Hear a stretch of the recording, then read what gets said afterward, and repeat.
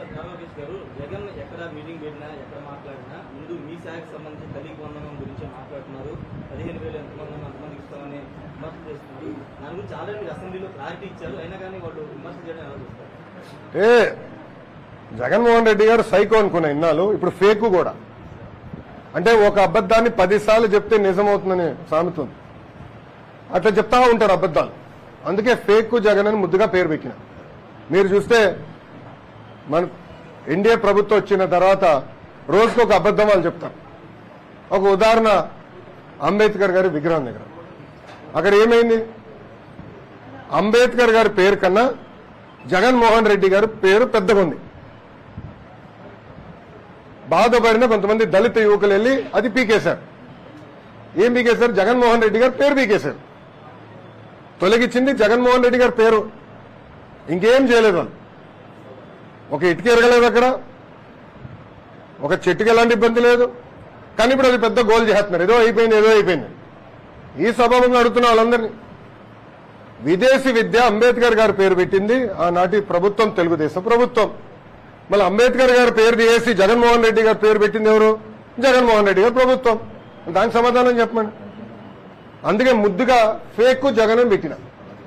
అబద్దాలు చెప్తానే ఉంటాడు. 2019 అబద్దాలు చెప్పే ముఖ్యమంత్రి అయ్యాడు. ప్రతిపక్షానికి వచ్చిన తర్వాత కూడా, పులివెందుల ఎమ్మెల్యే అయిన తర్వాత కూడా అబద్దాలు ఈరోజు చెప్తున్నారు. ఆల్రెడీ సెర్చ్ కమిటీ ఏర్పాటు చేయాలి. త్వరలోనే శాశ్వత వీసీలు ఏర్పాటు చేస్తాం. సెర్చ్ కమిటీ రావాలి, కూర్చోవాలి, అప్లికెంట్స్ కూడా అప్లై చేయాలి. ఆ ప్రక్రియను మొత్తం త్వరగానే పూర్తి చేస్తాం. మీ ఇంటి మీద దాడికి వచ్చిన జోగి రమేష్ తనయుడిని అరెస్ట్ చేస్తే కూటమి ప్రభుత్వం పాలన మీద కంటే కక్ష సాధింపులు చేయడానికి ప్రాధాన్యత ఇస్తుందని మన కామెంట్ చేశారు. రెడ్ బుక్ లో నేను ఏం చెప్పా? రెడ్ బుక్ గురించి నేను చాలా క్లారిటీ ఇవ్వాలనుకుంటున్నాను ఈరోజు. నా ప్రతి స్పీచ్ చూడండి. ఎవరైతే చట్టాలు ఉల్లంఘించి కార్యకర్తల్ని, ప్రజల్ని ఇబ్బంది పెట్టారో వాళ్ళని నేను వదిలిపెట్టాను అని స్పష్టంగా హామీ ఇచ్చాను. మళ్ళీ రిపీట్ చేస్తున్నా, చట్టాలు ఉల్లంఘించిన ఓకే. జోగి రమేష్ గారు అబ్బాయి ఏం చేశాడో ప్రజలు తెలుసుకోవాలి. అగ్రిగోల్డ్ భూమి పత్రాలు తీసుకుని ఫేక్ పత్రాలు సృష్టించి అతని పేరుపై ట్రాన్స్ఫర్ చేసుకుని అమ్మేశాడు. అగ్రిగోల్డ్ బాధితులు చాలా మంది ఇప్పటికీ ఇబ్బంది పడుతున్నారు.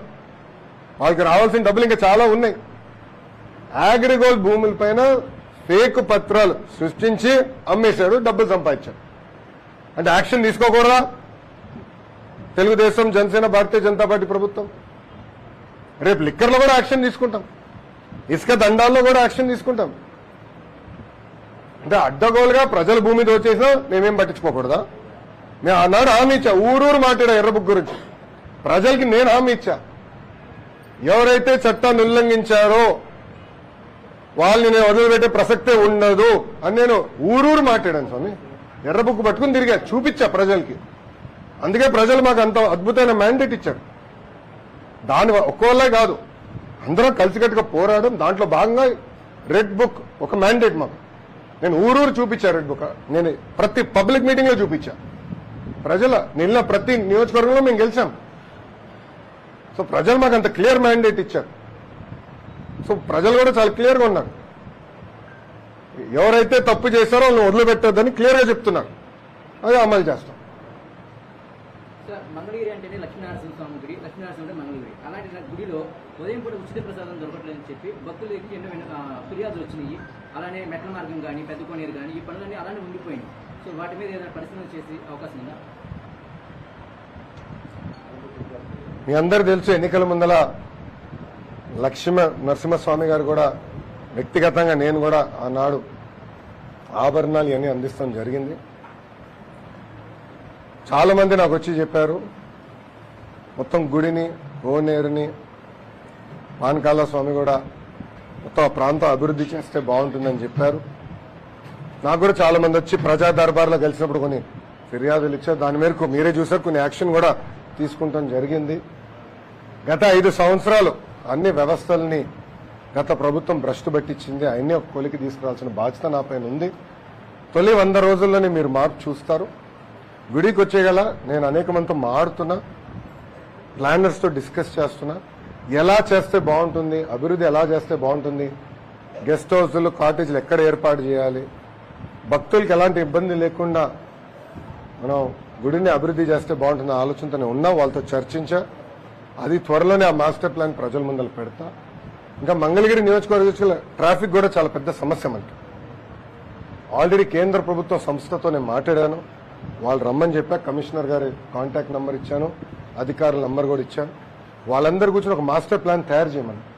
అంటే ట్రాఫిక్ మేనేజ్మెంట్ ఎట్లా చేయాలి, ఎక్కడ ట్రాఫిక్ లైట్స్ రావాలి, అండర్ పాస్లు రావాలి, మొత్తం మాస్టర్ ప్లాన్ తయారు చేయాలని లక్ష్యంతో మేము పనిచేస్తాం.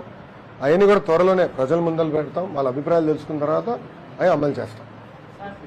రాష్ట్రవ్యాప్తంగా అనేక సమస్యలు మీ దృష్టికి వస్తే పరిష్కారం అవుతున్నాయి. కానీ గుంటూరు జిల్లాలో ఇప్పుడు ఎన్నికైనటువంటి ఎమ్మెల్యేలు అధికారులతో చాలా సమస్యలు ఎదుర్కొంటున్నారు. మీరు జిల్లా మంత్రిగా రివ్యూ మీటింగ్ ఎక్కువ పెట్టేటటువంటి అవకాశం ఉంది. దాంతోపాటు ఎమ్మెల్యేలతో మాట్లాడుకుంటున్నారు. ఆల్రెడీ శాసనసభ్యులందరినీ కలుస్తున్నానమ్మా. నా దృష్టికి అయితే ఆ సమస్య రాలేదు.